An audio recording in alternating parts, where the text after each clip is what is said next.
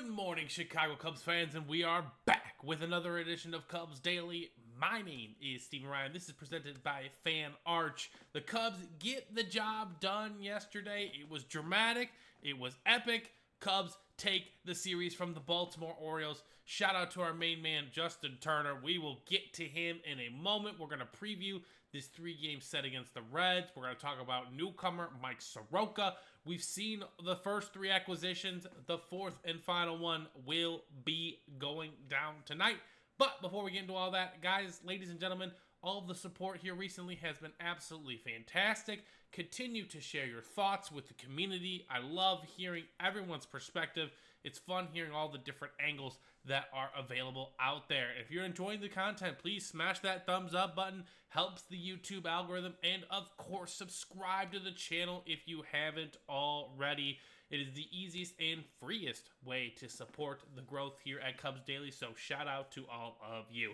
So, the Cubs do get the job done yesterday. Colin Ray, I think he went 4 2/3, and, he gave up a couple runs, and again, this is all I can ask out of Colin Ray. I think Colin Ray has done a fantastic job for this Cubs team since we signed him late in spring training. Again, I think when we signed him, the anticipation was, if the pitching staff was to remain healthy, that he could be a flex guy, right? He could go give 2 or 3 innings of relief. He could occasionally spot start if we need a bullpen day, kind of making this bullpen more dynamic. Unfortunately, due to the injuries of Tyone, to Javier Assad, who we haven't even seen yet, Justin Steele, obviously, Shota missed some time, Colin Ray has been forced into a starting position, and he has done so well. I just don't know how long the Colin Ray magic is going to last. I hope it lasts through the regular season. I don't want to bank on it in October. But the bullpen came in and did their job. I know Danny Palencia gave up the save, but this is why, ladies and gentlemen, I wanted a back-end closer. If you watch some of these previous videos, I am talking about how I want Yohan Duran. I would like to talk about getting Mason Miller. Obviously, his price was way too exorbitant, so we weren't going to get him, but that's why I wanted a proven back-end arm. Not that I don't think Danny Palencia can't be that, but when you're progressing here in the majors, there's growing pains, okay? You have to learn things. You have to experience things so that you can handle them down the road. The Cubs already have a couple of players who going through some major growth spurts, and there's going to be some bumps and bruises along the way, right? I.e. Matt Shaw. He struggled at the plate. It's starting to click for him, but we have to go through that grind to get to that, right? PCA kind of went through that grind the first 2 or 3 weeks of the year, and then last year as well, but he started to click, and now he's kind of going through a little bump here. He seems to be struggling at the plate. He's maintaining his batting average, which is good to see, but there's some hiccups along the way, no doubt. Danny Palencia falls in that same category. He is very young. He's excellent. He's got electric stuff. I do think Danny Palencia is the closer of this team, no doubt. Obviously, he is now, and I think he's the closer of the future. But I wouldn't have minded getting a back-end arm to really solidify that and let Palencia develop into that role a little bit more, right? Cade Horton has had his bumps and bruises. I saw a fun stat, though, ladies and gentlemen, on Friday. I think I already mentioned it in the video, but man, him and Paul Skeens have 5 starts of going 5 innings and allowing no runs since June 1st. That is what I like to see out of Mr. Cade Horton.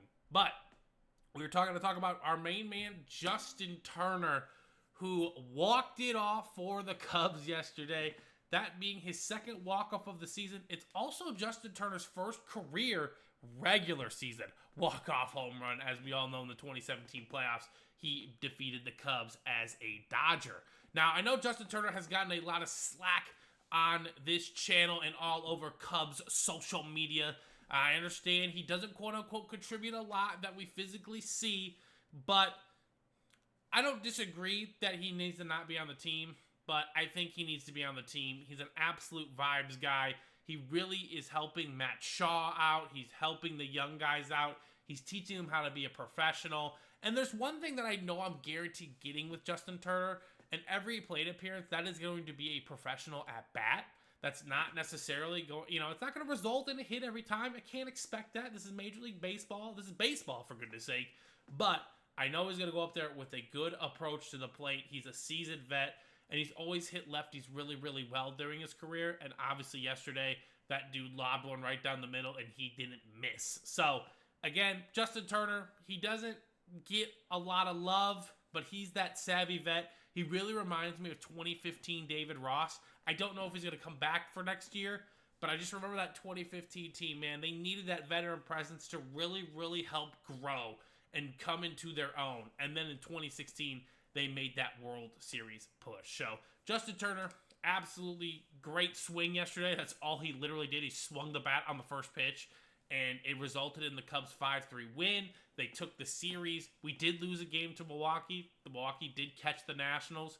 Very nice for them. They're playing excellent baseball per usual, but, you know, another series win is what you like to see. If you continue to win series, you're going to get good results. So, Cubs do get to face the Reds, and that's going to be starting tonight. Soroka, one of our trade deadline acquisitions, will be on the bump for the Chicago Cubs. I'm really excited to watch him. Earlier in his career as a Brave, he was absolutely fantastic. I think he was 6th in the Cy Young. He was a all-star that year as well. So I do know that there's a lot of potential for Mr. Soroka out there. Now, let's take a look at his 2025 numbers. I got a mix of, a little more analytical numbers and some traditional numbers like his ERA, which is at a 4.87. I really wouldn't look too much into that one, ladies and gentlemen. It's his expected ERA that the Cubs love so much. Again, he was pitching for the Nationals. The Nationals are not necessarily in the playoff hunt. They're a young and developing team as well. He's got a good strikeout to walk ratio, a little over 3-1, which is what you like to see. That whip is what is really impressive. So that ERA and that whip doesn't really match, in my opinion. He doesn't allow all too many base runners, and if he's going to get that ground ball working, that is what this defense is going to love to see.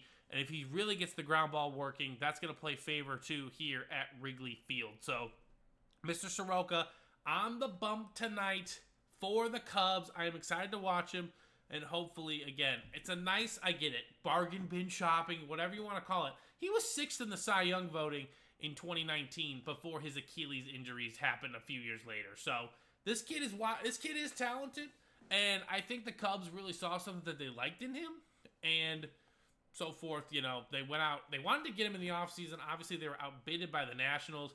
You don't like saying that, but I mean, who they gave up, those guys aren't going to make major league impacts. I could be wrong, but Christian Franklin is blocked. He's a 25-year-old outfielder, and Cruz is like 18 years old. So if he's going to make an impact, I'll be 40 by the time he's making an impact in the big leagues. So we'll talk about that when that goes down, right? So Mike Soroka, let's get another W. Let's start this series off the right way. We are facing the Cincinnati Reds. The Reds are in the wild card hunt. They're a little far back in the division, but they are in the wild card hunt, and they are looking to make a move as well. So taking 2 of 3 here is going to be big versus the Reds, ladies and gentlemen. Hopefully we can get that W, and then we have a weekend series in St. Louis to follow. It's a big stretch here for the Cubs, okay? We need to play well, plain and simple. If we do not play well, we could find ourselves not out of the wild card or anything like that, but we could find ourselves 5 or 6 back in the division race, especially the way the Milwaukee Brewers are playing. So we got to keep focused. This is a big series against the Reds. We got the rival Cardinals. They want to ruin our season. But again, the pitching has been solid. The victories were not pretty. I don't care about pretty victories. I care about gritty victories, right? Because that's what postseason baseball is going to be all about. It's going to be winning games 2-1, 3-2, 4-3, 5-3. It's going to be an absolute grindhouse. The batting is not quite there. I am concerned about Kyle Tucker a little bit. We are going to discuss that more and more. Hopefully he can start to turn it around. He did have a couple hits yesterday, which you like to see, but still some concerning things there for him. But the month has turned. He's starting to hit it better. Now we need him to make more solid contact and square that ball up better. So that's going to do it for Cubs Daily today. Again, if you guys are enjoying the content, make sure you guys like the video. Feel free to share your comments on the Cubs trade deadline. I know it has fans going either way, but I think the Cubs could do what they do. I think that starting pitching market was absolutely out of control, and the prices were just way too ridiculous, and I don't even think it would be worth it for the Cubs to mortgage the future I think the Cubs would have traded a lot of people if there was a move that would have put us over the top, right? Now, I think if they went out and got Edward Cabrera, Mackenzie Gore, or Joe Ryan, I think we'd be better. Like, I don't disagree that we would be a better team.